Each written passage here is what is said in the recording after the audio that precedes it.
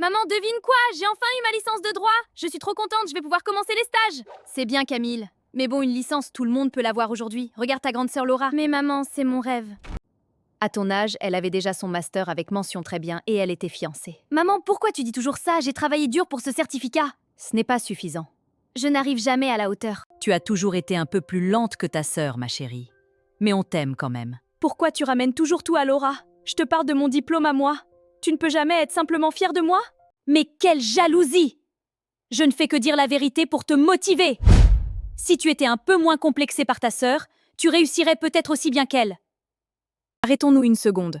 Camille vient de partager une immense victoire. Mais en 3 phrases, sa mère a réussi à détruire sa joie, à l'humilier et à la faire passer pour une jalouse paranoïaque. Bonjour, je suis Elisabeth. Aujourd'hui, on décode l'arme de la comparaison. On va comprendre pourquoi certains parents mettent volontairement leurs enfants en compétition et comment ils détruisent vos relations entre frères et sœurs pour garder le contrôle absolu sur la famille. La triangulation, divisée pour mieux régner.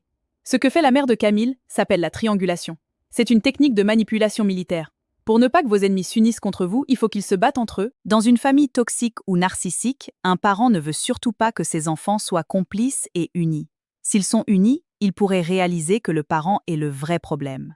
En comparant constamment Camille à sa sœur Laura, la mère crée un triangle toxique. Elle plante une graine de jalousie et de ressentiment. La mère s'assure ainsi d'être le juge suprême qui distribue l'approbation, forçant les deux sœurs à se battre pour obtenir son attention. Illusion de la motivation. La pire excuse utilisée par les parents toxiques est de dire « je te compare à ta sœur pour te motiver à faire mieux ». C'est un mensonge absolu. La comparaison ne motive jamais. La comparaison détruit. Quand on répète à un enfant, depuis qu'il a 5 ans, qu'il est moins beau, moins intelligent ou plus lent que son frère ou sa sœur, il n'intègre pas le désir de réussir. Il intègre une croyance fatale. Je ne suis pas assez bien tel que je suis. La mère de Camille utilise la réussite de Laura comme un marteau pour écraser la fierté de Camille.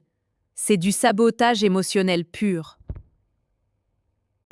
Le résultat à l'âge adulte est tragique. Camille et Laura, qui auraient pu être les meilleures amies du monde, vont passer leur vie à s'éviter ou à se concurrencer.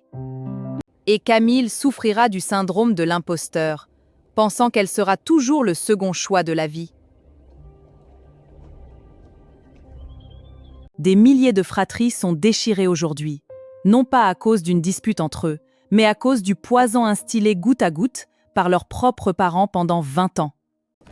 Alors, que doit comprendre Camille? Elle doit réaliser que la course dans laquelle sa mère veut la faire courir n'a pas de ligne d'arrivée. Elle ne pourra jamais battre un fantôme parfait. Camille doit arrêter de chercher la validation de sa mère. Son diplôme a de la valeur. Point final. Ne laissez jamais vos parents écrire le scénario de vos relations avec vos frères et sœurs. Avez-vous été constamment comparé à un frère, une sœur ou un cousin? Racontez-le-moi en commentaire. Abonnez-vous à Elisabeth Décode et à très vite!